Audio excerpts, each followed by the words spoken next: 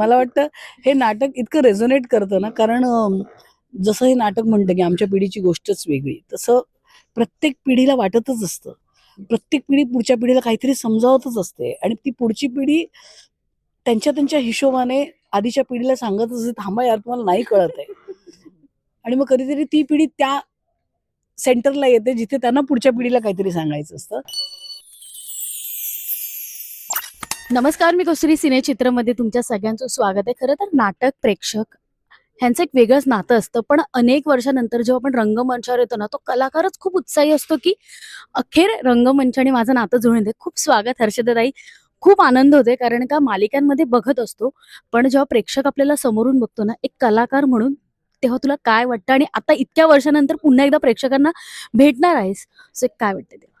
मला वाटतं सगळ्यांनीच कायम सांगितलेलं आहे बघ, की स्टेजचं फिलिंगच वेगळं असतं आणि फॉर्च्युनेटली, अनफॉर्च्युनेटली मला खूप वर्षात थिएटर करता आलं नाहीये. सो माझ्यासाठी इट्स लाइक मी सगळ्यांनाच सांगते माझा डेब्यू आहे.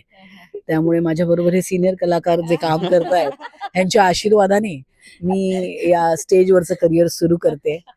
सो या एक्झॅक्टली तसं फिलिंग आहे मी तुला सांगते आत्ता. मी अजूनही बावचळलेले आहे.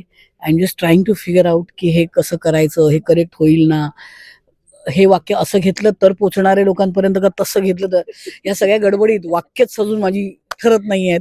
तर खूप अँक्झायटी आहे आता मला ॲक्चुअली आणि खरंच सांगते मी एखादा नवीन कलाकार असावा.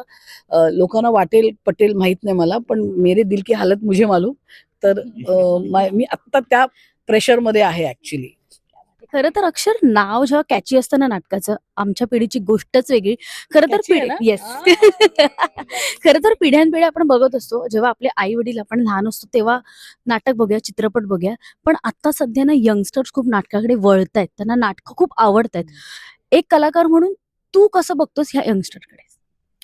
मुळात तर त्यांची एनर्जी कमालीची आहे आणि आपल्याला असं वाटतं, की त्यांना काही कळत नाही. कारण आपल्यावरती जे संस्कार झालेले असतात, नाटकाचे म्हणा. आता मी माझ्यापासून सांगतो. मी सोलापुरातून नाट्य आराधना नावाची जी संस्था आहे तिथून आलो. त्यावेळी आम्ही बॅकस्टेज करण्यापासून आम्ही सुरुवात केली नाटकात काम करायला. नंतर मी शिकायला आलो. मी थिएटर आर्ट्समध्ये शिकलो. आता एक पिढी येते समोर, जी म्हणजे मालिकांमध्ये असू दे किंवा नाटकांमध्ये असू दे, कुठेही जी पिढी येते समोर, त्यांच्या काम करण्याची पद्धत ही खूपच वेगळी आहे. म्हणजे एक बेफिकिरीची थोडीशी झलक आहे त्याच्यामध्ये. मग असं जाणवतं, की अरे, आमच्या काळी आम्ही आमच्या सीनियर समोर आम्ही तोंड उघडायचो नाही.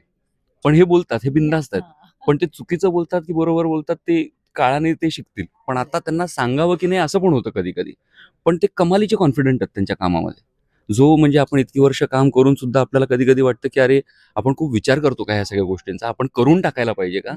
ते त्यांच्याकडनं सहज आहे. म्हणजे ही गोष्ट कमालीची आहे त्यांची आणि ती त्यांच्याकडून शिकायला मिळते. म्हणजे आता शांतनू आमच्या नाटकात काम करतो तो. तो इंटर कॉलेजिएट एकांकिका वगैरे करतो. पण तो काय कमालीचा ॲक्टर आहे. म्हणजे त्याचा कॉन्फिडन्स, त्याचा स्टेजवरचा वावर हे खूपच कमाल आहे. म्हणजे खूप लकी समजतो मी, की या जनरेशन बरोबर पण मला काम करता येतंय. म्हणजे ऑफकोर्स माझे आई-वडील आहेत त्याच्यामध्ये सुनील सर, हर्षदाताई आणि माझी मुलगी. असं अशा 3 जनरेशन्सचं ते नाटक आहे. त्यामुळे मी पण पहिल्यांदाच बापाची भूमिका साकारतोय आणि मजा येते मला म्हणजे ही फिलिंग अनुभवणं नाटकातून.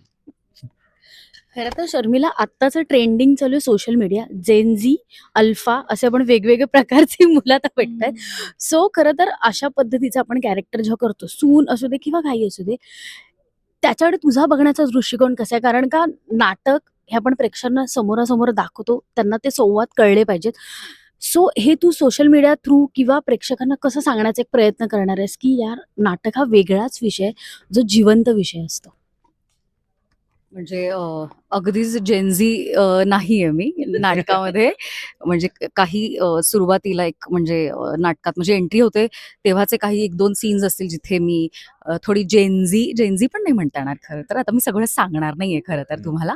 पण I am transforming from young to a little mother वाल्या त्या झोनमध्ये जातीये. तर मी 90s मधली मुळात असल्यामुळे मला त्याच्यात फार काही नाही म्हणजे करायची अशी तशी वेळ आलेली नाहीये. पण जर मला काही युथफुल करायचं झालंच, तर इतकी यंगस्टर्स आसपास आहेत. जसं हा म्हणाला वैष्णवी आहे किंवा शंतनू आहे. ते जे फ्रेश एनर्जी घेऊन येतात, त्यांना ऑब्झर्व्ह करून करूनच बऱ्याच गोष्टी कळतात.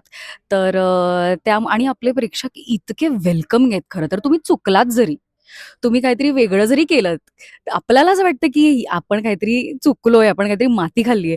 पण ते खूप छान पद्धतीने ते रिसीव्ह करतात आणि तुम्हाला माफ सुद्धा करतात.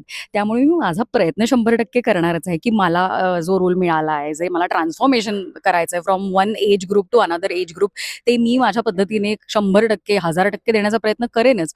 पण मी चुकले तरी ऑडियन्स ते माझ्या चुका पोटात घेणार आहेत हे मला माहिती आहे. पण म्हणून काय मी त्यांना ग्रँटेड घेत नाहीये. मी माझ्या परीने पूर्ण प्रयत्न करते आहे आणि मलाही खूप शिकायला मिळतं. मग एक ॲक्टर म्हणून मलाही फार रोज काहीतरी शिकायला मिळतं, की अच्छा आपण हे असं केलं होतं, थोडं असं केलं पाहिजे. थोडं आता नवीन जसं तू म्हणालीस, की यंगस्टर्स यायला लागलेत नाटकाला, स्टेजवर पण दिसायला लागलेत, ऑडियन्स पण मध्ये पण दिसायला पाहिजे. तर त्यांना पटेल असं करायचं. तर हे याचं प्रेशर न घेता हे चॅलेंज म्हणून घेऊन आणि ते जमल्यावरती एक आनंद जो मिळतो आपल्याला, ह्या सगळ्या प्रोसेसचा मी आनंद घेते आणि तो मी घेणार आहे. तुमच्या आईने तुम्हाला असं कधी सांगितलं होतं हे कर, पण तुम्ही ते टाळलंय, की अगं हे राहू दे नंतर करू, पण तुला नाही समजणार का ही आता आमची पिढी आहे असं. असं कधी झालेलं आहे? रोज रोज माझी श्रीदेवी आणि मी आम्ही मला वाटतं हे नाटक इतकं रेझोनेट करतं ना, कारण जसं हे नाटक म्हणतं की आमच्या पिढीची गोष्टच वेगळी, तसं प्रत्येक पिढीला वाटतच असतं.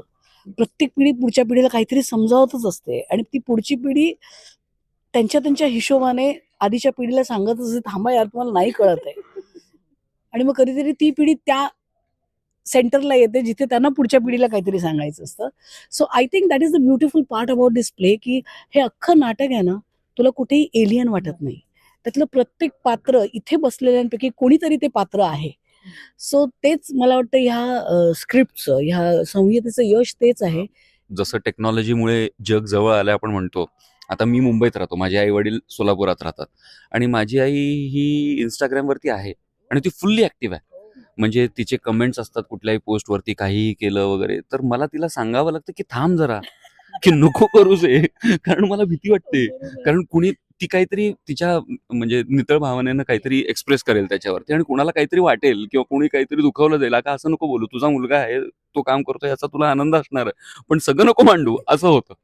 त्यामुळे ते एक आहे माझ्याकडे, की हे उलटं आहे. म्हणजे जसं आपण म्हणतो ना, की जी आई-वडिलांची पिढी आहे ती एवढी टेक्नॉलॉजिकली ती सॅव्ही नाहीये किंवा त्यांना ते हाताळणं जमतं असं आपण म्हणत नाही. पण तिला ते जमतं कारण ती तिथे एकटी राहते. खरं तर ना मला आमचे जे लेखक आहेत अमोल आणि दादरकर, जो दिग्दर्शक आहे, तर ह्यांनी ज्या पद्धतीने इतक्या इझिली जे कॉन्फ्लिक्ट्स एक्झिक्यूट केलेत ना, आपल्याला असं वाटेल की 3 पिढ्या आणि मग त्यांच्यातली भांडणं आणि खूप सिरियस होईल की काय आणि काय होईल.